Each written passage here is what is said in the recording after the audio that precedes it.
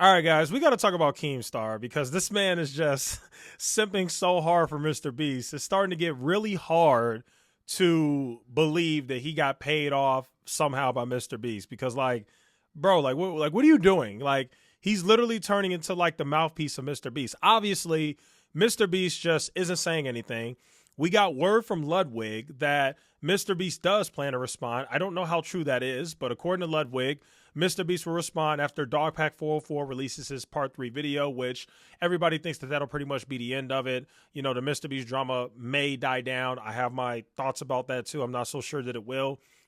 This entire time that the Mr. Beast drama has been happening, apparently the only person who has been able to be in contact with Mr. Beast is Keemstar. Literally, when the whole dislike video situation happened, Keemstar was like, oh, I talked to Mr. Beast. He gave me the real numbers. Then something else happened. Something, you know, some former employee came out and said that Mr. Beast, stole his idea.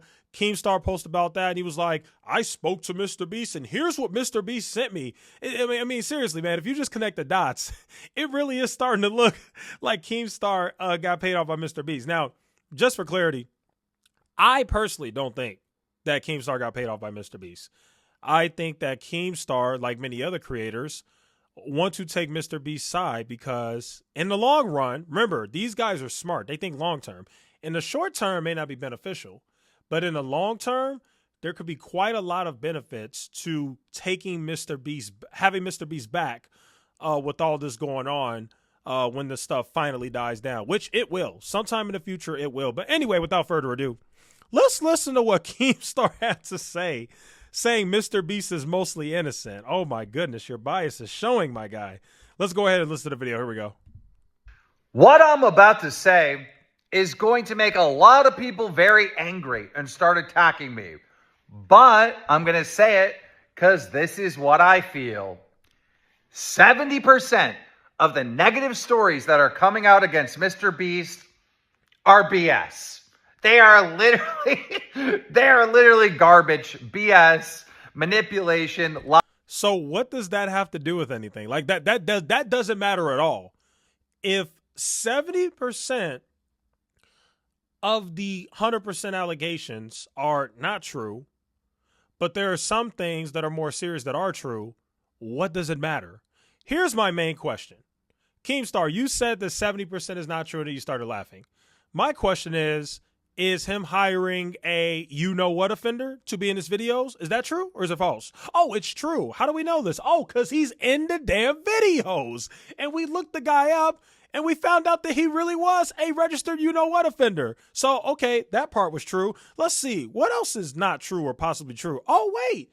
He was in the same Discord that Ava Chris Tyson was in when Ava Chris Tyson was talking to minors. Oh, wow, that's true. So I just have to do process of elimination here. So we already got two things that are pretty much confirmed true. So what's not true? Oh, what Jake Weddle said may or may not be true. Oh, what Ty Orr said may or may not be true. The former employees coming out or the fact that he's faking his videos may not be true. Keemstar. I mean, my God, bro. Even if you're not being paid by Mr. Beast, you have definitely become a Mr. Beast apologist, saying this whole, 70% are true, but not 30%. It doesn't matter. If just one of the serious allegations about Mr. Beast are true, which they are, there's at least one or two, then Mr. Beast is not innocent. We need to stop this whole Mr. Beast is mostly innocent. A lot of the people coming out who are saying stuff are not true. The community's not stupid. We know the people who are full of crap and the people who are not. We know that Ty Orr, for the most part, is full of crap. And we know that there are a few other people out there who are full of crap. However, there's a lot of the accusations regarding Mr. Beast that is true. Okay, let's go back to the video. Lies, exaggerated, taken out of context, spun in some weird drama weaved way where I don't think he's guilty for like 70% of this stuff. Now, keep in mind, definitely mistakes have been made. Yes, Mr. Beast is going to go through the runner for things that he's actually guilty for. But that's the way you choose to word it? Mistakes have been made, Keemstar? That's how you word it? Oh, well, I definitely want to say mistakes have been made. Really? Mistakes? hiring a you-know-what offender that you knew was a you-know-what offender to be in your videos where your audience is mostly children? That was a mistake? No. That wasn't a mistake. That's a problem. That's what that is. Keemstar, bro. Seriously, how much did Mr. Beast pay you? I mean, I don't think he did, but I mean, I'm starting to have second thoughts. Every single day we're hearing about 10 new things. Oh, this happened and that happened and this happened and that happened. And it's like, there ain't no way, bro. There ain't no way. You know why you're hearing about 10 new things? Because Mr. Beast had a lot of former employees who work for him. And so there's a lot more people who can come out with things to say because he's worked with so many people. Think about it. Mr. Beast has a super large company behind his YouTube channel where he employs literally at least 100 people. And over the years, he's hired or fired or whatever hundreds of employees. And that's not even including the contestants who had an experience with his game shows or anything like that. So it makes perfect sense that you would start to have more people come out.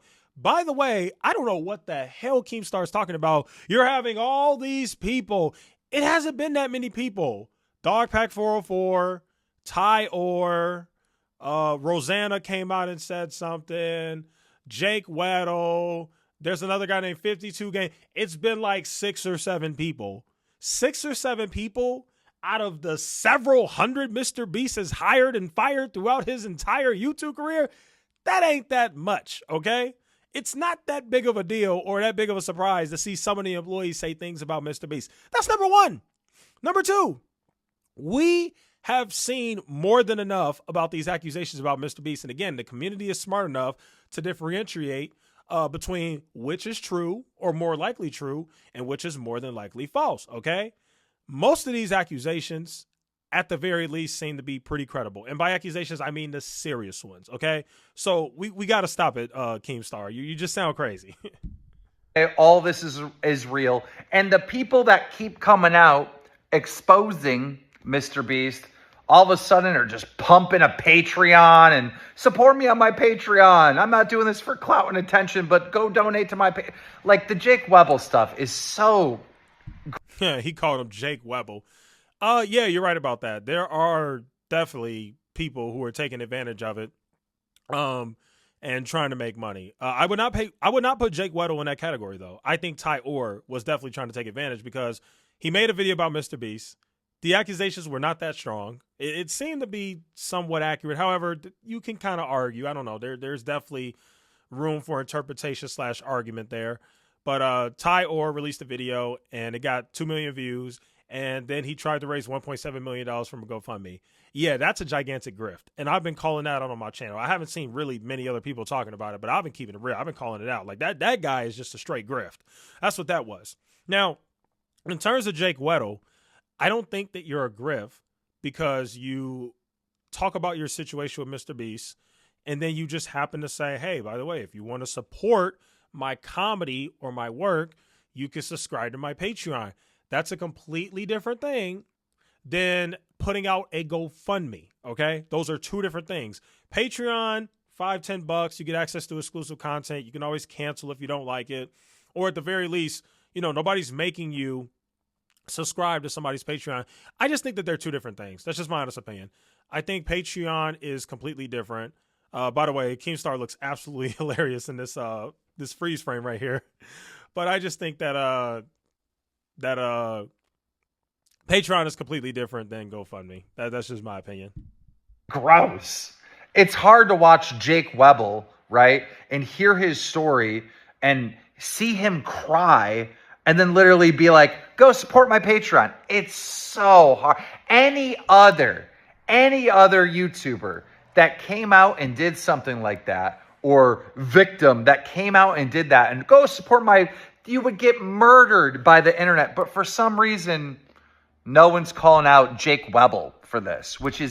Exactly, Keemstar. So maybe you should use your brain. It's so funny. It's funny that you kind of caught on too. Yeah. Isn't that funny, Keemstar? Mostly when people would do something like that, they would probably get attacked or people would be really mean or think that they're a grifter. So you got to ask yourself, Keemstar, why isn't anybody upset that Jake Weddle started a Patreon? Think about that, Keemstar. It's just insane. Like, it's the clout chasing and the fucking begging for money from that guy just disqualifies him like it would anyone else throughout the history of the fucking internet, right? You don't come across genuine. You come across like you're looking for money and clout. Okay, so Keemstar clearly doesn't like Jake Weddle. My thoughts are, Keemstar, you look like a MrBeast apologist. That's just how you look. The way you're wording things, I know your argument is I've been covering the bad stuff about MrBeast too. It doesn't matter, Keemstar, because even though you cover the bad stuff about MrBeast on Drama Alert, you immediately defend him after that. You immediately post under that tweet and you're like, oh, I spoke to MrBeast. This is what his team had to say. So it's like more than obvious that you were extremely biased to the side of MrBeast. Like, I don't know what's going on. I don't know if you cut you some sort of crazy side deal. I don't know what the guy's doing. I don't know if he said he could put you in some videos, help you with your YouTube. I don't know what's going on, but you were clearly bought and paid for by MrBeast. Even if he didn't directly pay you, you were overly biased on his side. Like, you're not even like doing objective reporting. You're just straight up defending MrBeast no matter what. And I find that to be pretty sad and unfortunate, considering the fact that we now have full proof that he hired a you-know-what offender to be on his channel. That's a huge deal, Keemstar. Like, come on, man. Anyway, that's today's video. Let me know what you guys think in the comments. See you in the next one.